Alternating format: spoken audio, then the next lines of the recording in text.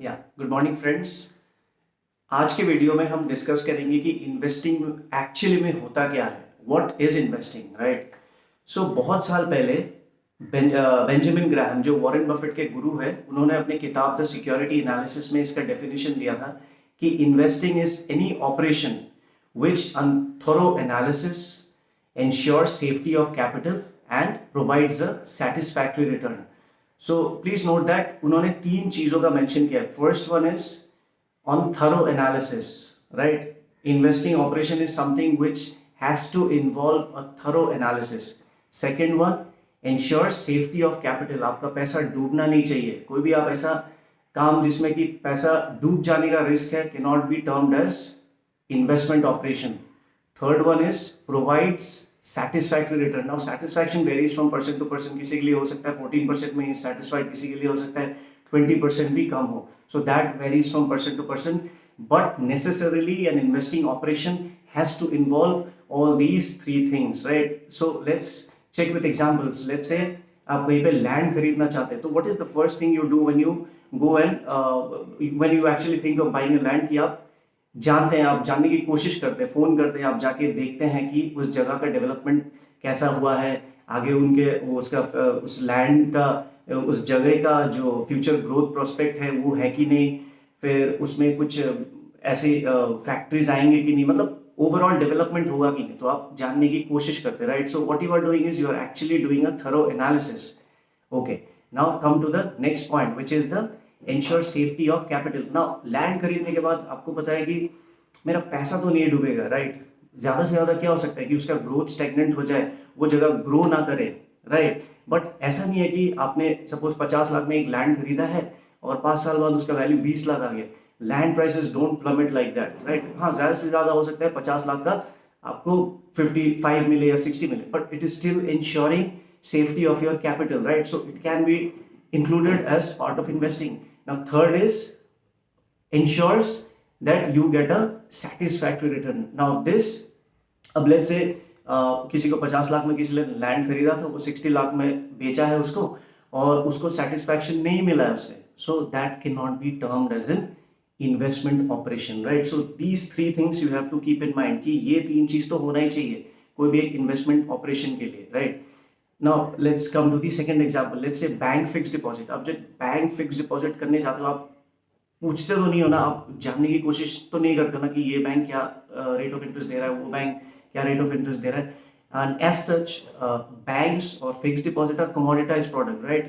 कि आप HDFC में करो या फिर आप ICICI में करो, आप SBI में करो, आप ज़्यादा से ज़्यादा डिफरेंस क्या होगा, 0.25 या 0.10 का ही होगा, राइट. उससे ज़्यादा नहीं होगा. तो आप रिसर्च करते हो, आप यूजुअली रिसर्च नहीं करते, right.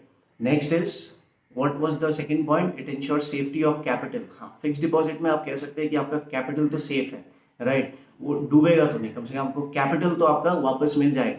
Third one was can it provide satisfactory return. Now banks fix deposit generally provide 6% odd. Now you know, with the kind of inflation that we are having, 6%, with 6% no one can be satisfied, so it cannot be termed as an investment operation, right. Now let's say with stocks, अब usually कोई भी जब नया बाजार में आता है वो क्या करता है, वो पूछता है कि मैं फोन करता है, बस इतना ही. वो थरो एनालिसिस करता है क्या स्टॉक खरीदने से पहले, कंपनी का रिसर्च करता है क्या कि उसके प्रोडक्ट्स या सर्विसेज कैसा है, उनके कस्टमर बेस कैसा है, उसका ग्रोथ प्रोस्पेक्ट है कि नहीं, फिर उसका margin related, all those kind of की कंपनी रिलेटेड वो थरो एनालिसिस करता है कि नहीं. अगर वो कर रहा है, then we come to the next, will it ensure safety of capital. Now let's say you buy a large cap stock. अब लार्ज कैप बोलने से let's say HDFC bank, right. Now you know that HDFC bank कल को जाके डूबेगा तो नहीं, right. It is too big a bank to fail. तो अगर आप HDFC में इन्वेस्ट कर रहे हैं तो यू नो कि हाँ यार, मेरा पैसा जाके डूबेगा तो नहीं.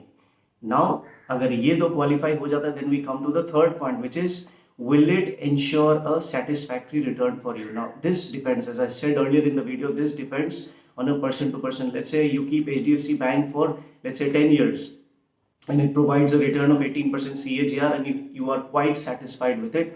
Now this operation can be termed as an investment operation. इसका मतलब आपने सचमुच में इन्वेस्ट किया था, right.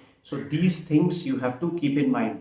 अगर आपने कोई भी एक स्टॉक खरीद लिया किसी के बोलने पे या कहीं आपने पेपर में देखा और जाके खरीद लिया, it can not be termed as an investment operation. Let's say with bitcoin also, क्या जब बिटकॉइन में आप इन्वेस्ट करते हैं, क्या आप जानने की कोशिश करते हैं कि बिटकॉइन कैसा है, उसके फीचर्स क्या है, like all those things, right, the features of bitcoin, क्या आप जानने की कोशिश करते हैं? अगर नहीं, तो first and foremost what I said was it should involve thorough analysis. If it does not involve thorough analysis, it cannot be termed as an investment operation, right? So three things you have to keep in mind. First was you have to do a thorough analysis. Second is it should ensure safety of capital. Third is it should provide you a satisfactory return. अगर ये three boxes tick हो रहे हैं, this means you have invested, right? So investing, see, when I said thorough analysis, you are not only investing your money, you are also investing your time, you are also investing your energy, because analysis करने में आपका समय जाएगा, आपकी energy जाएगी, right?